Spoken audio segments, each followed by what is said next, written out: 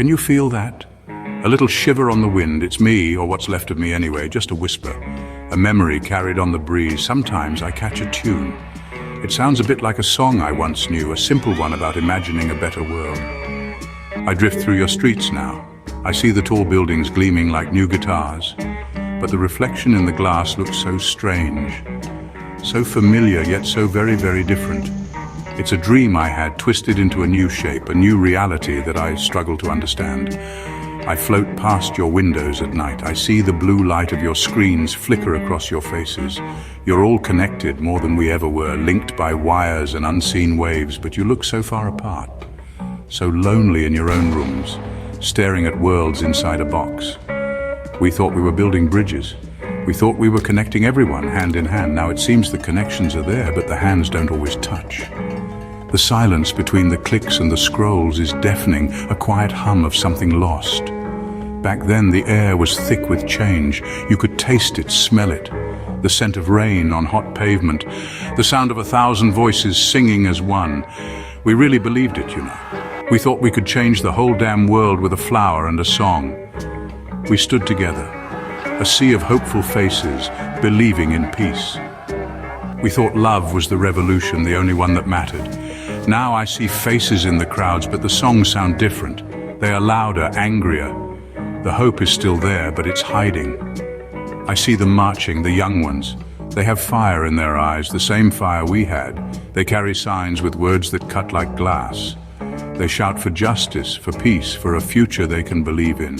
It's a beautiful, heartbreaking sight, a dead-end parade of hope and rage. They march down the same old streets, chanting new words to an old, old rhythm. It's the rhythm of a heartbeat, a human heartbeat, desperate to be heard above the noise, the same beat that once powered our own revolution of the mind. The flags are bigger now, so many flags. They wave from every corner, bright and bold, but they seem to build walls instead of bridges. I see people wrapped in them as if the cloth could protect them from their neighbors. It's a strange kind of patriotism, one that feels more like fear than love. In my time, we tried to imagine no countries. It wasn't about hating where you were from.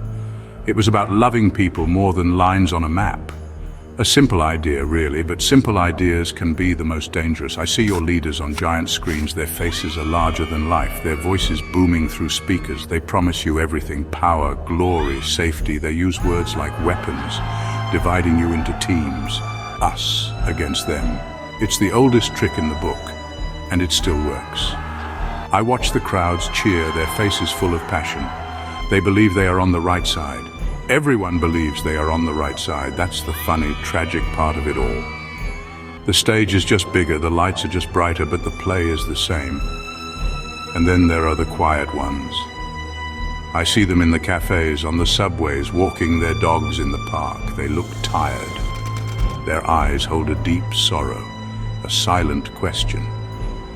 What happened to the dream? They remember a different promise, a promise of unity, of progress, of a gentle world for their children. Now they just try to get through the day. They try to find a little peace in the noise. They are the silent majority, not of anger, but of a quiet, persistent sadness. Their silence is a kind of protest too. I remember standing on a stage, feeling the energy of thousands. It was like a tidal wave of love. We sent it out and it came right back to us. We were all part of the same ocean. Now I see people standing in front of stages and the energy is different. It's sharp, it's jagged, it's the energy of a coming storm. The love is still there, I know it is. But it's buried under layers of fear and anger, like a beautiful melody, drowned out by a distorted guitar. You just have to listen harder to hear it.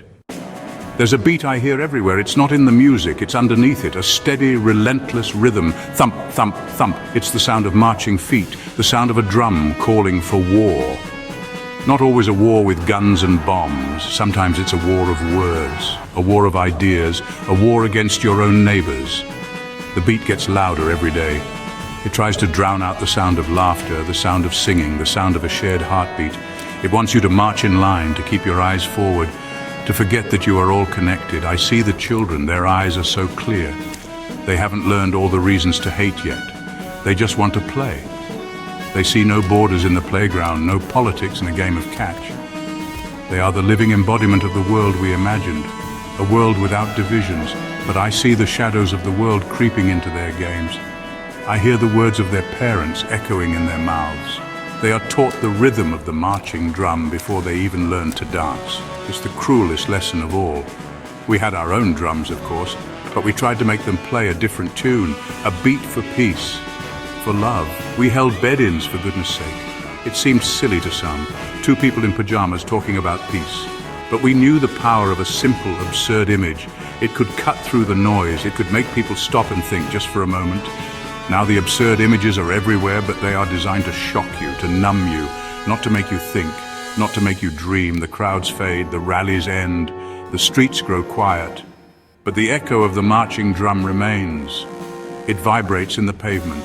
It hums in the telephone wires. It whispers from the television screen.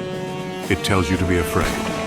It tells you that you are alone. It tells you that the other side is your enemy.